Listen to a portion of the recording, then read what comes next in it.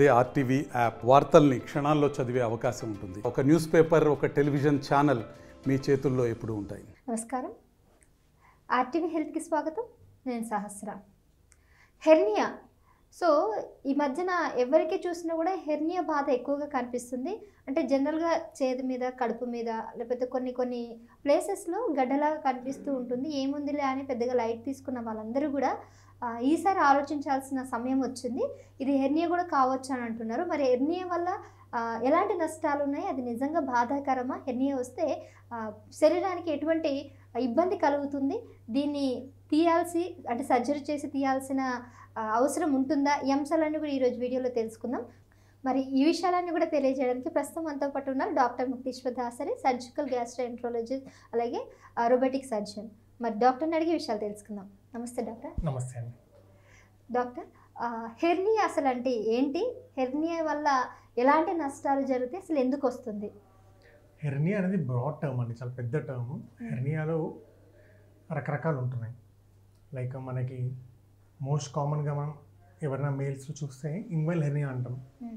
ఇంగ్వల్ hernia అంటే ఈ రీజన్లో వస్తుంది. మనకి హ్యూమన్ బీయింగ్స్ చాలా వరకు నిలబడి ఆ ప్రెషర్ వల్ల, లోపల అబ్డమన్ ప్రెషర్ వల్ల ఇక్కడ హెర్నియా వస్తుంది. దాన్ని ఇంగ్వల్ హెర్నియా అంటాం. అది ఓల్డ్ ఏజ్ వాళ్ళకి వస్తుంది. చాలా ప్రొలాంగ్ స్టాండింగ్ వాళ్ళకంటే ఎక్కువ వాచ్మెన్స్ ఉంటారు కదా, ఎక్కువ నిలబడి పనిచేసే వాళ్ళకి, వీళ్ళకి వస్తూ ఉంటుంది. అది ఇంగ్వల్ హెర్నియా అంటాం. అంటే బాడీ పైన ఏ సర్జరీ లేదు కానీ హెర్నియా వచ్చింది. ఓకే. అలాగే అంబిలికల్ హెర్నియా ఉంటుంది. అంబిలిక దగ్గర వస్తుంది అంబిలికల్ హెర్నియా. అంబిలికల్ హెర్నియా, అంబిలికస్ అంటే ఇక మన బొడ్డు, నాభి దగ్గర అక్కడ వీక్నెస్ ఉన్నా కానీ, ఎక్కడ మన పొట్టలో మనకి వాల్ లాగా అన్నట్టు, ఈ వాల్లో ఎక్కడ వీక్నెస్ అయినా కానీ లోపల కంటెంట్స్ బయటకు కొద్దిగా ప్రొట్రూడ్ అవుతాయి. ఇది కేవలం పొట్ట దగ్గర వస్తుందా? చేతికి కానీ, కాళ్ళకి కానీ, ఇట్లా బాడీ మీద కొద్దిగా గడ్డలాగా వస్తుంది కదా, వాటిని కూడా హెర్నియా? వాటిని హెర్నియా అనరండి. వాటిని హెర్నియా అనరు. మనకి చేతి పైన వేరే దగ్గర గడ్డ వచ్చినా రకరకాలు ఉంటాయి. లైక్ మోస్ట్ కామన్ లైపోమా కాడ నుంచి ఏవైనా కానీ, వాటిని లైపోమా కానీ, సెబేసిస్ట్ వాటిని హెర్నియా అనడం. హెర్నియా అంటే ప్రొట్రూషన్ ఆఫ్ కంటెంట్స్, అంటే లోపల ఉన్నాయి బయటకు తోసుకుంటూ రావడం. అచ్చా. అంటే లోపల ఉన్న ఇంత పెద్ద పొట్ట ఇంత ఉన్నప్పుడు ప్రెషర్ ఎక్కువ పెరగడం వల్ల వీక్ ఎక్కడ ఉందో అక్కడ నుంచి బయటకు వస్తుంది. ఫర్ ఎగ్జాంపుల్ ఇదే రూమ్లో బాగా హై ప్రెషర్ గాలి పెట్టామనుకో, ఈ వాల్ అంతా బాగానే ఉంది, గ్లాసెస్ బాగానే ఉన్నాయి, కానీ ఏదో ఒక చోట మీరు అంటించారు వీక్ ఉందనుకో, అక్కడ నుంచి గాలి పోతుంది కదా, అర్థమైందా?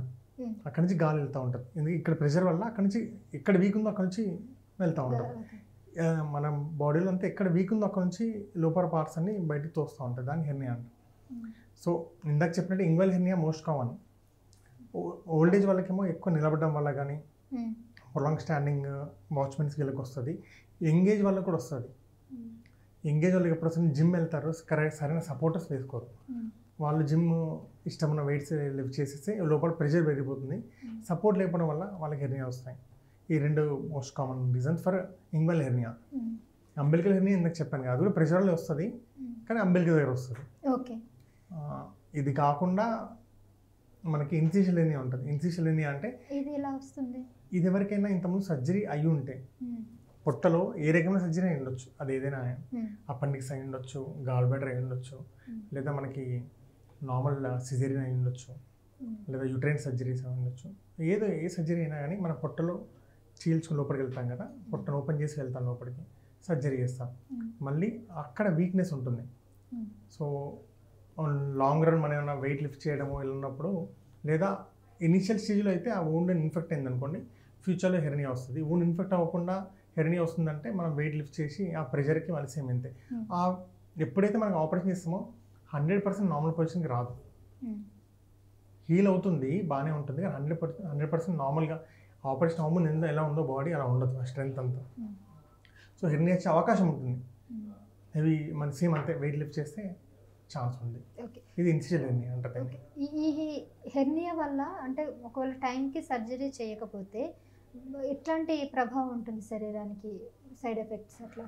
మామూలుగా మా బుక్స్లో వచ్చిన ప్రకారం based upon type of hernia ఉంటుంది. ఇంగ్వల్ హెర్నియా ఒక్కసారి చూసామనుకోండి, ఓవర్ ద పీరియడ్ ఆఫ్ కొంతమందికి over the period of 3 years 4 years 7 years వరకు కూడా వీ కెన్ వెయిట్ అంటారు. కానీ it's not true on practical ఎలా అంటే, హెర్నియా వచ్చింది, కొంతమంది హెర్నియా వచ్చిన వాళ్ళు లైఫ్ లాంగ్ కూడా హెర్నియాతో ఉంటారు ఏం చేయకుండా. అది మెల్లిగా పెరిగే అవకాశం ఉంటుంది. పెరిగితే లోపల పేగులు బయటకు వస్తే అప్పుడు ఎమర్జెన్సీ ప్రాబ్లం అవుతుంది. సో ఎప్పుడైనా తెలుసుకుంటే ఎలెక్టివ్ చేసుకోవడం మంచిది. ఎలెక్టివ్ అంటే ప్లాన్డ్గా చేసేసుకుంటే మనకి ఇన్ని డేస్ అడ్మిషన్ 2 3 డేస్లో లాప్రోస్కోపీలు అయిపోతుంది, వెళ్ళిపోవచ్చు. ఎమర్జెన్సీలు వస్తే మనకి ఏది బయటకు వచ్చిందో కంటెంట్ దాని ప్రకారం అది ఒకవేళ పాడైపోయింది అనుకోండి, మళ్ళీ దాన్ని తీసేయడం ఉంటుంది. సో కొద్ది రిస్క్ ఎక్కువ ఉంటుంది, ఐసీయూ అడ్మిషన్ ఉంటుంది. సో కాంప్లికేషన్స్ చాలా ఉంటాయి based upon the content which is coming out. అంటే ఏది బయటకు వస్తుంది దాని ప్రకారం. హెర్నియా కూడా ఒక ఆర్డర్ ఉంటుందండి. హెర్నియా రాగానే సర్జరీ చేయరు. హెర్నియా వస్తే ఫస్ట్ సర్జరీ చెప్తారు, ఎలెక్టివ్ సర్జరీ చేయించుకోవడం మంచిదమ్మా అని. కానీ చెయ్యరు ఫస్ట్, అది చెప్తారు. చేయరు అంటే ఇమీడియట్ చేయరు, ఎమర్జెన్సీ కాదు కాబట్టి. కానీ చెప్తారు, వాళ్ళు ప్రిపేర్ అయ్యి వచ్చాక మేబీ 1 week 2 weeks 3 weeks చేసుకుంటారు. కానీ అది ఒకవేళ కంటెంట్ లోపలికి పోలేదు అనుకో, దాన్ని ఇర్రెడిజిబిలిటీ అంటారు. ఇర్రెడిజిబుల్ అంటే లోపలికి వెళ్ళట్లేదు, అది కొద్దిగా సెమీ ఎమర్జెన్సీ టైపు. అదే కాస్త పేగులు అంటే ఉబ్బిపోయాయి అనుకోండి, అంటే తిన్నది వామిటింగ్ అవుతుంది కదా, ఎమర్జెన్సీ అబ్స్ట్రక్షన్ అంటాం. ఆ పేగులు కుళ్ళిపోతే స్ట్రాంగులేషన్ అంటాం, అలా అవుతాయి. అంతవరకు వెళ్ళడం ఎందుకని చెప్పి ఫస్ట్ హెర్నియా ఉండగానే యాజ్ ఎర్లీ యాజ్ పాసిబుల్ చేయించుకోండి అని చెప్తాం. ఇది మెడిసిన్తో కవర్ అయ్యే ప్రాసెస్. ఇప్పుడు ఎలా అంటే, ఇప్పుడు అనుకోండి ఇది వాల్ ఉంది కదా, ఈ వాల్ పగిలిపోయింది మొత్తం. పగిలిపోతే ఏ మంది ఇచ్చినా కానీ మళ్ళీ కడితే తప్ప అవ్వదు కదా, ఎన్ని మందులు ఇచ్చినా కానీ అంతే ఉంటుంది. సో ఈ వాల్ వీక్నెస్ అయింది కాబట్టి మనం వాల్ని టైట్ చేయాలి. వాల్లో వచ్చే ప్రాసెస్ అంతే. అబ్డమినల్ వాల్ వీక్ అయింది, మనం దాన్ని టైట్ చేస్తాం, మళ్ళీ స్ట్రెంథెన్ చేస్తాం. అది మెష్ చేస్తాం మామూలుగా జనరల్గా, దాన్ని హెర్నియా రిపేర్ అంటాం. Right doctor. సో నిజంగానే నేను ఎన్ని రోజులు అంటే ఎక్కడ ఏ గడ్డ కనిపించినా వాటిని కూడా హెర్నియా అంటారని అనుకున్నాను. కానీ ఇప్పుడు ఈరోజు డాక్టర్ ద్వారా తెలిసింది ఏంటంటే పొట్టకి సంబంధించి ముఖ్యంగా బాల్కి అక్కడ వీక్నెస్ వచ్చే ఏదైనా అయితే ఉందో దాన్ని బయటికి వచ్చేదాన్ని హెర్నియా అంటారు. సో ఇన్ కేస్ మీకు అలాంటి సిమ్టమ్స్ కనిపించినా ఏమనిపించినా ఇమ్మీడియట్గా డాక్టర్ని కన్సల్ట్ అయ్యి దానికి తగ్గ ట్రీట్మెంట్ తీసుకోవడం అనేది ముఖ్యమైనటువంటి విషయం కాబట్టి గుర్తుపెట్టుకోండి అంటూ డాక్టర్ అయితే సజెస్ట్ చేస్తున్నారు.